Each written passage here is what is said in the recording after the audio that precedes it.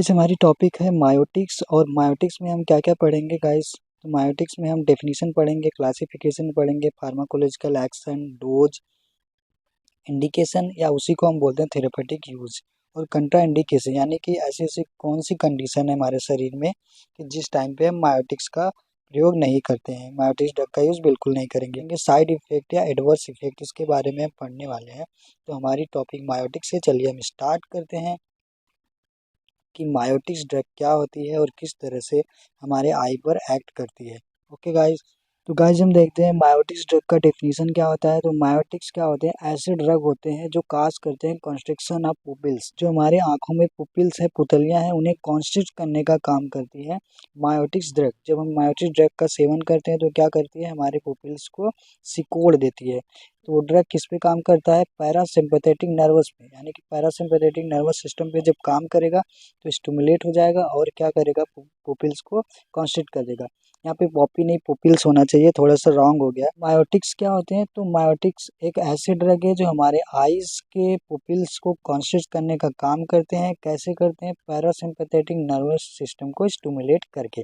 अगर हम गाइज ये कहें कि जो मायोटिक्स होता है क्या वो कोलिनर्जिक की तरह काम करता है, तो यस बिल्कुल। जो मायोटिक्स ड्रग होता है वो क्या होता है, एक कोलिनर्जिक ड्रग की तरह काम करता है, जिस तरह से कोलिनर्जिक ड्रग होता है सेम।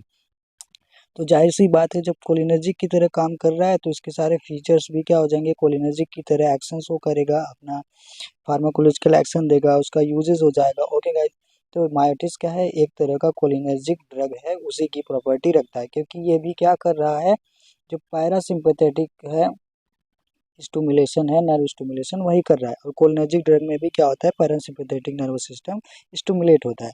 तो ये रहा हमारा डेफिनेशन। तो आगे देखते हैं गाइस, ये मायोटिक्स ड्रग हमारा बहुत छोटा सा टॉपिक है।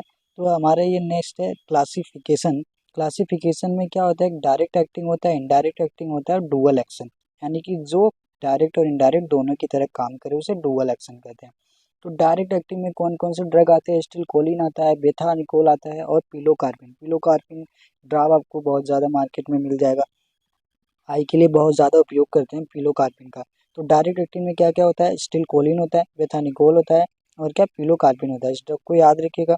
तो इनडायरेक्ट एक्टिंग में क्या क्या आते हैं, इनडायरेक्ट एक्टिंग या इसे हम कोलिन एस्टरेज इनहिबिटर के नाम से भी जानते हैं। कोलिन एस्टरेज इनहिबिटर क्यों, क्योंकि जो कोलिन एस्टरेज एंजाइम है वो एसिटिलकोलिन को ब्रेक डाउन करता है, और हमें यहाँ क्या करना है, एसिटिलकोलिन को बढ़ाना है।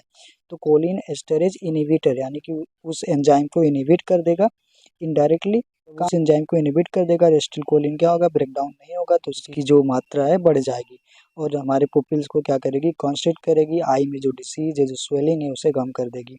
ओके गाइस, तो इनडायरेक्ट एक्टिंग में आता है क्या, न्यूस्टिग्माइन, फाइसोस्टिग्माइन, इड्रोफोनियम या डेमेक्टेरियम। ये सारे ड्रग किस में आते हैं, इनडायरेक्ट एक्टिंग या कोलिन एस्टरेज इनहिबिटर में। क्या क्या आता है, न्यूस्टिग्माइन, फाइसोस्टिग्माइन, इड्रोफोनियम या डेमेक्टेरियम। ठीक है। और डुअल एक्शन, डुअल एक्शन में क्या आता है, कार्बाकोल आता है। ये कार्बाकोल क्या डायरेक्ट एक्टिंग की तरह काम करेगा और इनडायरेक्ट एक्टिंग, यानी कि सीधा जाके एसिटिलकोलिन की वैल्यू को बढ़ा देगा, या फिर क्या करेगा, जो कोलिन एस्टरेज एंजाइम है उसे रोक देगा, उसे डिसफंक्शन कर देगा। ओके गाइस, तो कितनी क्लासिफिकेशन हो गए, डायरेक्ट एक्टिंग हो गया, इनडायरेक्ट एक्टिंग हो गया, और डुअल एक्शन हो गया।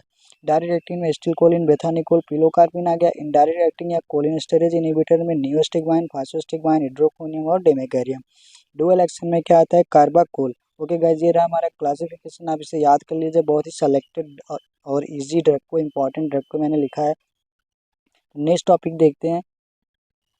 नेक्स्ट है फार्माकोलॉजिकल एक्शन, यानी कि मायोटिक्स ड्रग लेने के बाद किस तरह का एक्शन हमारे आंखों पे शो करता है ये ड्रग।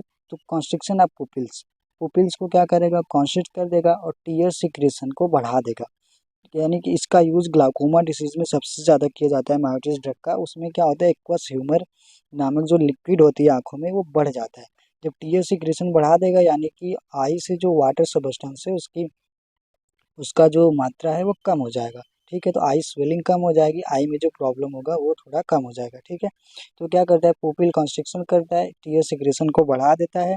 और अगर देखें कि ब्लड वेसल्स है, कार्डियोवैस्कुलर सिस्टम पे क्या एक्ट करता है, तो लो बीपी कर देगा, हार्ट रेट घटा देगा।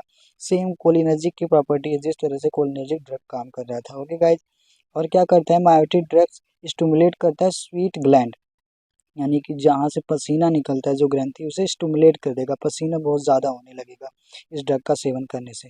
तो पुपिल को कॉन्स्ट्रिक्ट किया, तो ये सिक्रेशन को बढ़ाया, ब्लड प्रेशर को लो कर दिया, हार्ट रेट को घटा रहा है और स्टिमुलेट कर रहा है स्वीट ग्लैंड्स को। ये रहे फार्माकोलॉजिकल एक्शन। गाइस हमारा नेक्स्ट है डोज, यानी कि कौन कौन सा ड्रग जो लेंगे हम उसका डोज अमाउंट कितना होना चाहिए। तो पहला पिलोकार्पिन है, बहुत ही फेमस ड्रग है।